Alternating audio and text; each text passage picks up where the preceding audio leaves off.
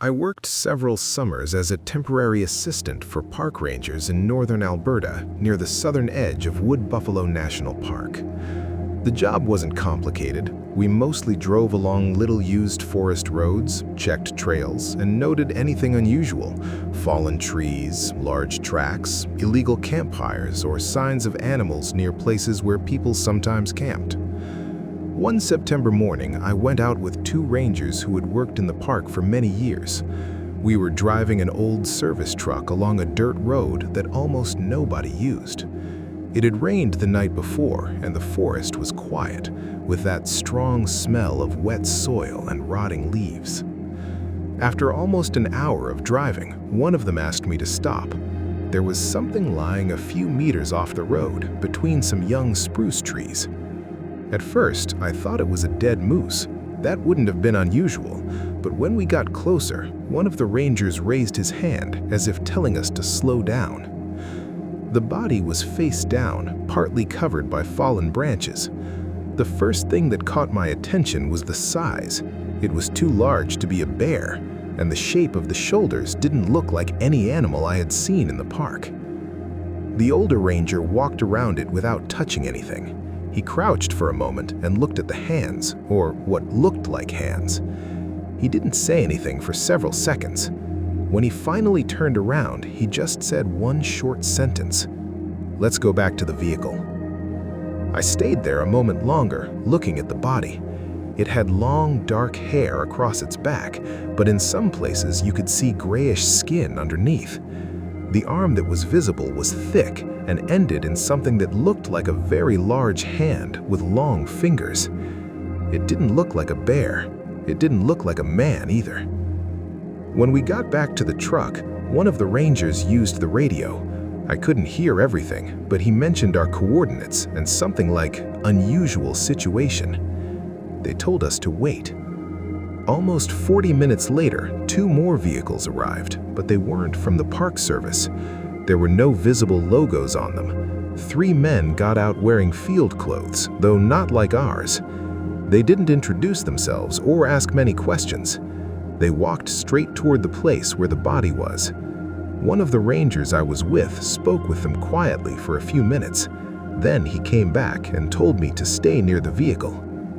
From where I stood, I could barely see through the trees. I did notice that they spread a large tarp on the ground. It took them a while. When they finally returned to the road, the tarp was closed and looked like it had something heavy inside. The three of them carried it to the back of their truck. Before leaving, one of them spoke briefly with the older ranger. I couldn't hear the conversation, but I saw the ranger nod without arguing. After they drove away, we walked back to where the body had been. The ground had been disturbed, as if everything had been cleaned up. Even the branches that had been lying over it were gone. No one said anything during the drive back. When we reached the station, the supervisor only told us that the report should record it as large wildlife remains removed by federal authorities. Nothing more. Years later, I still think about the moment when we first saw the body. In all my years working in the forest, I never saw anything with that shape again, and the two rangers who were with me that day never mentioned what we found there.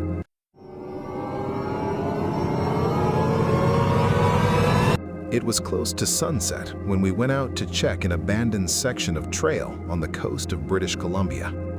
There were only two of us that day, a veteran ranger and me.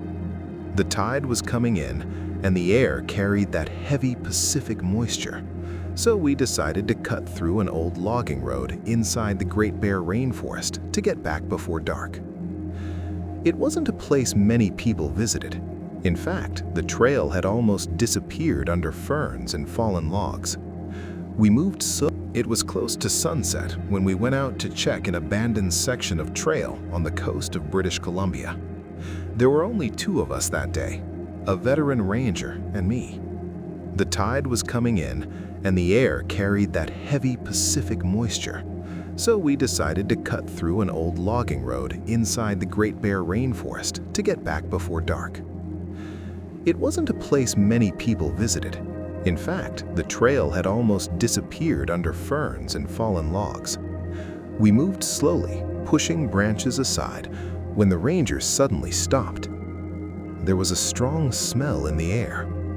It wasn't the usual smell of a recently dead animal.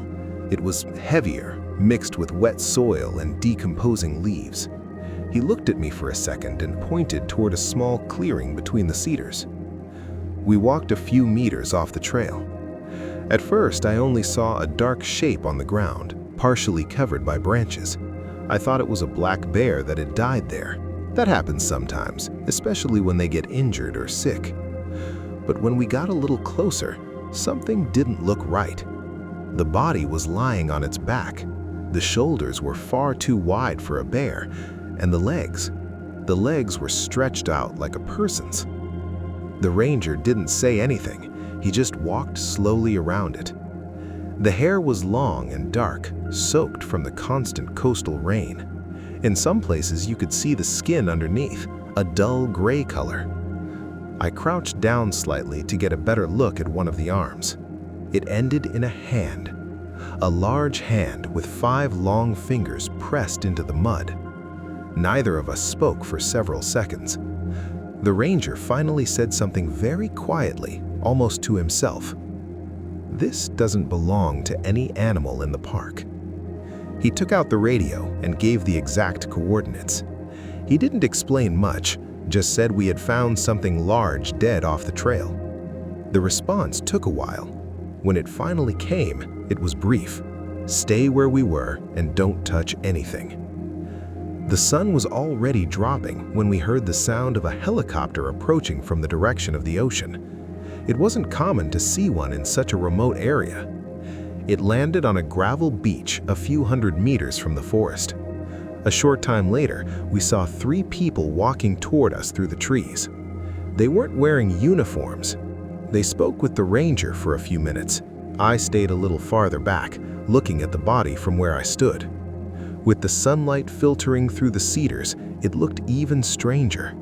The torso was enormous, and the face, although it was partially covered with hair, the features looked far too similar to a human face.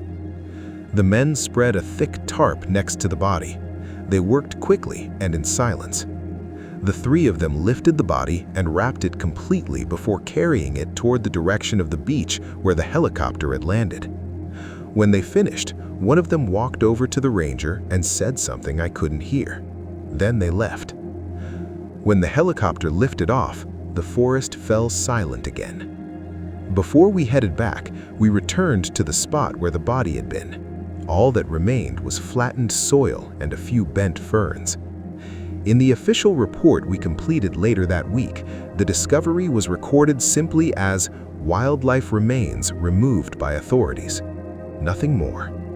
But every time I remember the size of that hand in the mud, I still think about how what we found that evening was not any animal known in that forest.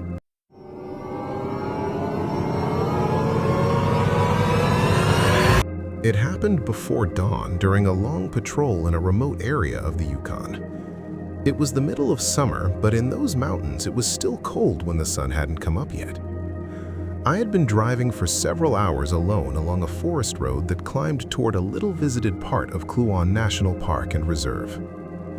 My assignment that week was to check for illegal camps and make sure no one was entering closed sections of the park.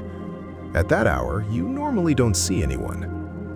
While driving along the gravel road, I noticed something strange ahead. There were deep marks crossing the road. They didn't look like bear or moose tracks. They were longer, and the distance between each one was too wide. I got out with a flashlight to take a closer look. The ground was damp from recent snowmelt, and the impressions were clear. What was strange was their shape. Each one seemed to show toes pressed into the gravel. I followed the tracks a short distance into the forest. The terrain sloped down toward a small creek surrounded by low pines. From above, I could see something dark lying near the water, as if something large had fallen there. At first, I thought it might be a moose that had injured itself coming down the slope. But when I moved closer, I noticed something else. Several broken branches and small trees bent over around the area, as if something heavy had passed through not long before. There was also silence. Not the usual quiet of a forest at dawn. It was a strange kind of silence, with no birds or insects. The body was lying next to the edge of the creek. Part of it was in the water, and part of it rested on the stones. The first thing I noticed was the size of the foot sticking out between the mud and the water. It was enormous, much larger than any track I had seen on the park's trails. I stood still for a moment, trying to understand what I was looking at. The creek made a steady sound, but aside from that, there was nothing else to hear. After a few seconds, I decided to return to the truck and call it in on the radio. I gave the coordinates and explained that I had found something large dead near the forest road. The response took a while. Eventually, they told me to stay where I was and wait. The sky was beginning to lighten when I heard engines coming up the road. 2 vehicles arrived that didn't belong to the park. Neither had any visible markings. 4 men got out with field gear and walked straight toward the creek. One of them stopped briefly to look at the tracks in the mud before continuing. They spoke quietly among themselves while looking at the body. I stayed up near the road because one of them asked me not to come any closer. After a few minutes, they brought several large canvas bags from their vehicles. I couldn't see exactly what they were doing between the trees, but I could hear stones shifting and branches being moved aside. It took them quite a while. When they were finished, they came back carrying something heavy wrapped completely inside the canvas. They placed it in the back of one of the vehicles and covered it with a tarp. Before leaving, one of the men walked over and asked if anyone else had passed along that road during the night. I told him no. He nodded and returned to the vehicle.